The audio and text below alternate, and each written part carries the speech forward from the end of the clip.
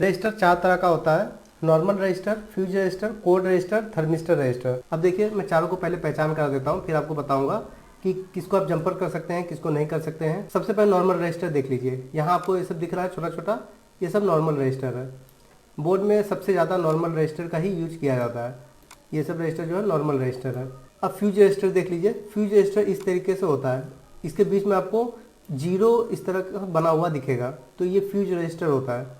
यहाँ पे देखिए, यहाँ भी फ्यूज रजिस्टर लगा हुआ है, तो इस तरीके से आप आसानी से पता लगा सकते हैं कि ये फ्यूज रजिस्टर है। अब कोड रजिस्टर कौन सा है, ये देखिए कोड रजिस्टर है।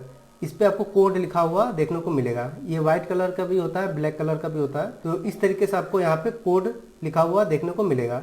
इसको शंट रजिस्टर बोला जाता है। और चौथा होता है थर्मिस्टर रजिस्टर। सब बोर्ड में लगा होता है, नेटवर्क सेक्शन में लगा होता है, सीपीयू के पास लगा होता है। ये देखने में बिल्कुल कोयल का जैसा लगता है। जब आप इसको बोर्ड पे देखेंगे तो आपको ऐसा लगेगा कि ये कोयल है, लेकिन ये होता है रजिस्टर। तो थर्मिस्टर को कभी भी आप कोयल समझने का भूल मत करिएगा। थर्मिस्टर हमेशा रजिस्टर ही होता है। इसको चेक भी सेम उसी तरीके से किया जाता है जिस तरीके से रजिस्टर को चेक किया जाता है। रजिस्टर का सिंबल आपको बोर्नियो में इस तरीके से देखने को मिलेगा।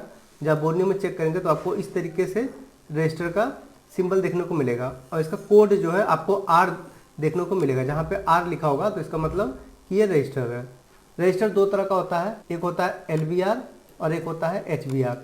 एलवीआर का मतलब होता है लो वैल्यू रजिस्टर, यानी 100 ओम से जो कम का रजिस्टर होता है इसको एलवीआर रजिस्टर बोला जाता है। इसको आप जंपर कर सकते हैं, कोई दिक्कत नहीं है। ये दोनों तरफ से शॉर्ट बताएगा, ये दोनों तरफ से बीप करता है। जैसे ये रजिस्टर है, जब आप इसको चेक करेंगे तो यहाँ से भी बीप करेगा और यहाँ से भी बीप करेगा।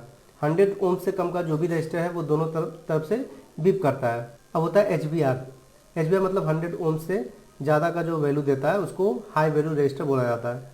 तो इसको कभी भी आप जंपर नहीं कर सकते हैं, ये आपको हमेशा उसी वैल्यू का रजिस्टर से रिप्लेस करना पड़ेगा। अब जान लीजिए कौन कौन से रजिस्टर को आप जंपर कर सकते हैं और किसको आपको रिप्लेस ही करना पड़ेगा। तो देखिए, जो भी नॉर्मल रजिस्टर है 100 ओम से कम का जो भी रजिस्टर है उसको आप जंपर कर सकते हैं, और 100 ओम से जो भी ऊपर का रजिस्टर है उसको आप जंपर नहीं कर सकते हैं, वो आपको उसी वैल्यू के रजिस्टर से रिप्लेस करना होगा।